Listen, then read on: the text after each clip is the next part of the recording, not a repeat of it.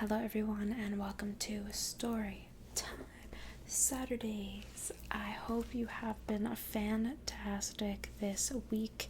The start of your weekend has been amazing. There was a bit of a hiccup in my video that I recorded for Monday. The audio fully recorded, thank God, but the video decided to stop recording at 11 minutes, so I tried to finagle my way to make it still nice to view for the eye, but unfortunately we only have authentically 11 minutes for that video. So I do plan on making another flower shop roleplay in the future. It's always the videos that you feel are really hardcore, going well for you, that they stop recording or the audio gives out on you something. But I have a way to make sure that I'm actually recording right now, so if it does stop, I'll go ahead and make it keep going. But yeah, so welcome to Storytime Saturday. I went ahead and put out a poll on my channel to see which books you would be interested in me reading for the first time. So the first book for Storytime Saturday, which book would you guys be interested for me to read to you guys? And The Wizard of Oz won. And so the way I'm able to do this is, these are books that are a part of the public domain now, meaning that their copyright has surpassed and it was not renewed. So they are available to the public domain, so you're able to go ahead and read them aloud or do certain abilities with them that you wouldn't be able to with books that are written and published right now. So one of those books is The Wizard of Oz, and I went ahead and found it on my Kindle. I got a brand new Kindle case. Take a look at that. It's beautiful. I know. Beautiful. And provides some lovely sounds, of course. But I went ahead and found it on my Kindle. You can actually get these books for free, which is really nice. There's a website, and I'll go ahead and put it in my description below, where you can actually access over 70,000, I believe, books that are now free to the public domain. Every year that goes on, new books are added, so I'm really excited to read Wizard of Oz. I have not read it in a really long time, a very, very long time. Get some cozy vibes.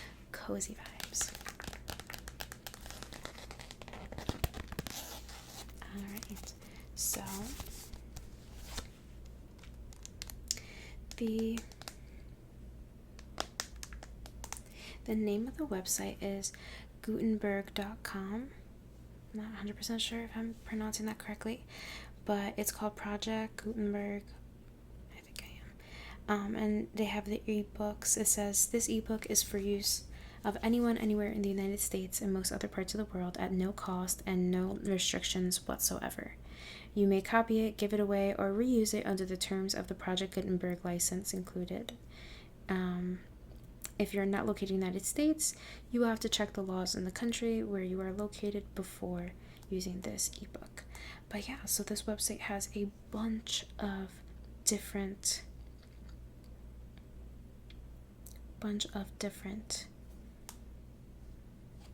books that are available.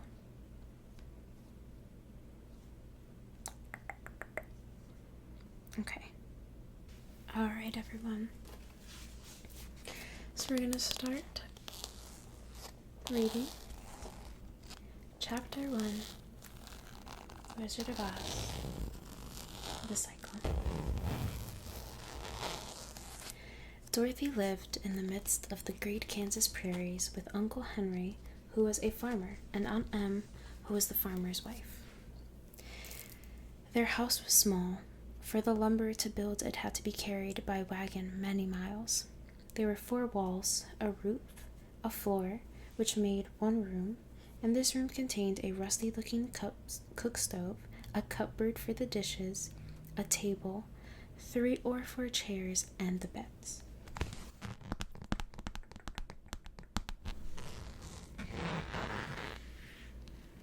Uncle Henry and Aunt Em had a big bed in the corner, and Dorothy a little bed in another corner. There was no garret at all, and no cellar except a small hole dug in the ground called the cyclone cellar, where the family would go in case of those great whirlwinds arose, mighty enough to crush any building in its path. It was reached by a trap door in the middle of the floor, from which a ladder led down into the dark, small hole. When Dorothy stood in the doorway and looked around, she could see nothing but great gray prairie on every side. Not a tree nor a house broke the broad sweep of flat country that reached into the great edge of the sky in all directions. The sun had baked and plowed land into gray mass, with little cracks running through it.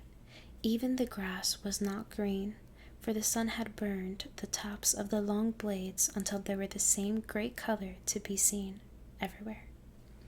Once the house had been painted, but the sun blistered the paint that the rains washed it away, and now the house was as dull and gray as everything else.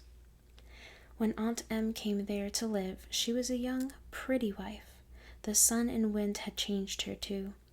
They had taken the sparkle from her eyes and left them a sober gray, and then they had taken the red from her cheeks and lips, and they were gray also.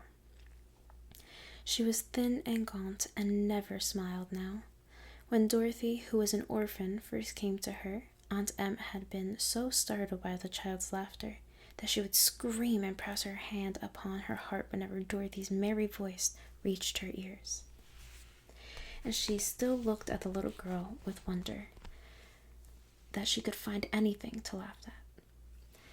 Uncle Henry never laughed. He worked hard from morning till night and did not know what joy was.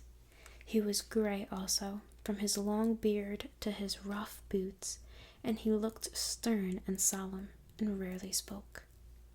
It was Toto that made Dorothy laugh and saved her from growing as gray as her other surroundings. Toto was not gray. He was a black little dog, with silky hair and small black eyes that twinkled merrily on either side of his funny wee nose. Toto played all day long, and Dorothy played with him and loved him dearly. Today, however, they were not playing. Uncle Henry sat upon the doorstep and looked anxiously at the sky, which was even grayer than usual.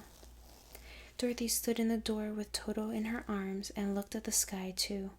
Aunt Em was washing the dishes. From the far north, they heard a low wail of the wind, and Uncle Henry and Dorothy could see where the long grass bowed in waves before the coming storm. There now came a sharp whistling in the air from the south, and as they turned their eyes that way, they saw ripples in the grass coming from that direction also. Suddenly, Uncle Henry stood up. "There's a cyclone coming, Em," he called to his wife. "I'll go look after the stock." Then he ran toward the sheds where the cows and the horses were kept. Aunt Em dropped her work and came to the door. One glance told her of the danger close at hand. "Quickly, Dorothy!" she screamed. "Run for the cellar!" Toto jumped out of Dorothy's arms and hid under the bed, and the girl started to get him.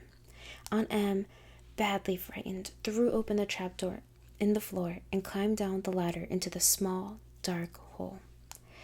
Dorothy caught Toto at last and started to follow her aunt. When she was halfway across the room, there came a great shriek from the wind, and the house shook so hard that she lost her footing and sat down suddenly upon the floor. Then a strange thing happened. The house whirled around 2 or 3 times and rose slowly through the air. Dorothy felt as if she were going up in a balloon. The north and south winds met where the house stood and made it the exact center of the cyclone. In the middle of a cyclone, the air all generously still, but the great pressure of the wind on every side of the house raised it up higher and higher until it was at the very top of the cyclone, and there it remained and was carried miles and miles away as easily as you could carry a feather.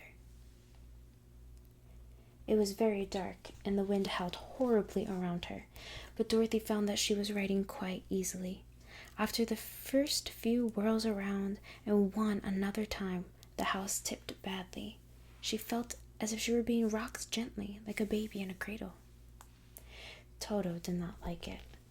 He ran around the room, now here, now there, barking loudly, but Dorothy sat quite still on the floor and waited to see what would happen.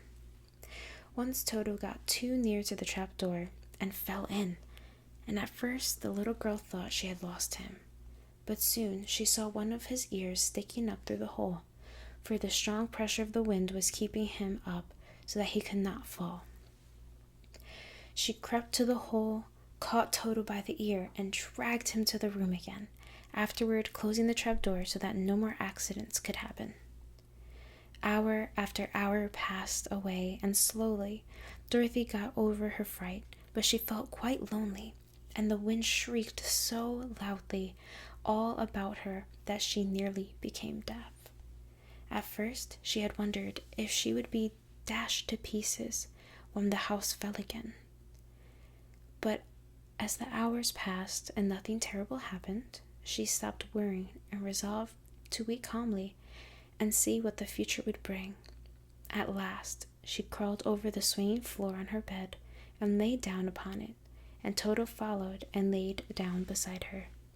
In spite of the swaying of the house and the wailing of the wind, Dorothy soon closed her eyes and fell fast asleep.